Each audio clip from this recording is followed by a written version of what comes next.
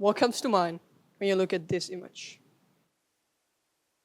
How do all those words that you are thinking of and this beautiful type of food production connects to our learning at Green School?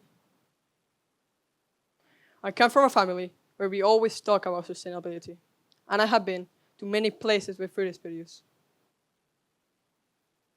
With these questions about how sustainability is combined with food production, I began to research about the traditional farming system here in Bali.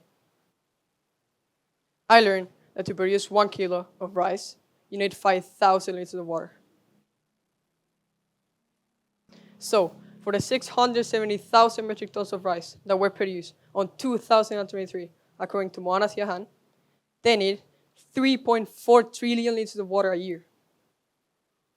More than 2,800 Camp Nous with water, the stadium of the football club Barcelona. And do you know the Bali's on a water crisis? My inspiration for this project was that when I came to Bali, I saw Bali's beautiful nature. One of the highlights are the farmlands, and especially the rice fields. But how much water is used for farming in Bali? How can it be reduced, and how to expand the options to grow food in a more efficient and sustainable way? I had all these questions in my head when I started thinking about my quest. So I decided my main goal will be to help expand the options to grow food in a more efficient and sustainable way. So this is what happened. I told you about my interest in food production and what I use. And as you can see, I have always been interested in fish. So I decided to do something with all of this. After learning that this was called aquaponics, I went to talk to an expert on aquaponics system here in Bali. He told me it would be hard because of the heat, but I didn't give up. Do you know what aquaponics is? Well, aquaponics is a cooperation between plants and fish. As you can see, the fish give the food for the plants, and the plants filter the water and give the oxygen for the fishes.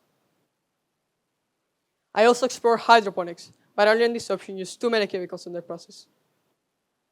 So I went back to aquaponics, looked for ideas online, thought about the resources available that I could reuse, and designed my own model. Of course, thinking about the challenges of the heat. I started making my prototype at the iHub with the help of a staff there. Then I learned that grade 3 at Green School was waiting to build an aquaponics system for the class. Once they learned I was doing this, they asked me to build something for them, so I ended up presenting my model to grade 3. They really enjoyed setting up the model, putting the plants and the fish. I also wanted to show this work to a local school so they could learn about these other food growing options. After weeks waiting for an opportunity, I was told the day before I had to present. I finished everything, fish, plants, and all, and rushed to present. Did I mention I presented in Bahasa? Well, now you know. I was nervous about the question they would ask.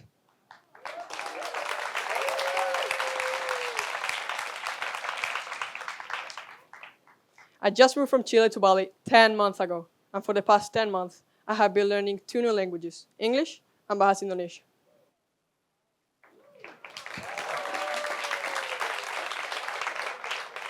When I first got here, I didn't understand a beep in English, and Bahasa Indonesia was a language I hadn't even heard about.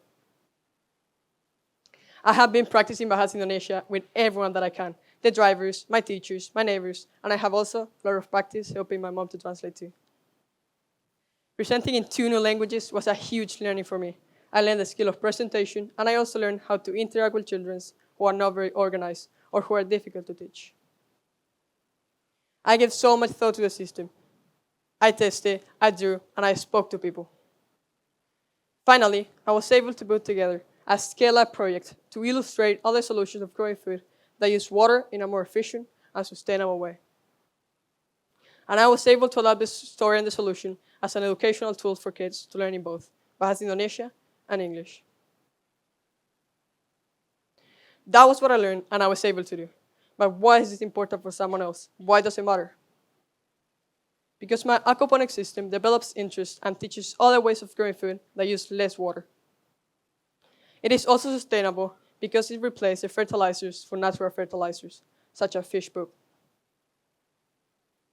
Just imagine, I know aquaponics does not work to produce the amount of rice Bali needs, but just imagine if we shifted to a more sustainable and water-efficient system that uses, for example, 80% less water, like aquaponics does, we could save 2.7 trillion liters of water a year. more than 2,300 cameras filling with water. I hope I have left a say on the kids so they are interested in learning more about sustainability food production and also that they can convince their family to make more sustainable choices. They have learned their options. I hope they can use their knowledge, that they can recreate my prototype and make it even better. And my final request to you is to look around you, to care about how your food is being produced. See what can you do from where you're standing to reduce the water use, to use less fertilizers, to make it more sustainable.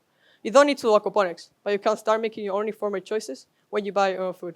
Get curious, ask questions, don't just buy what is easier.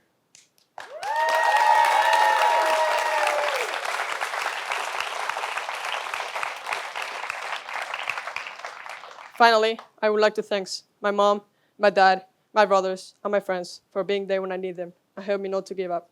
The staffing that I have for helping me start building my model. Pak Budi and Ibu Kiki for helping me start developing my project. Pak Dan and Ibu Angie and Ibu Jules for helping me in my speech and slides. Thank you.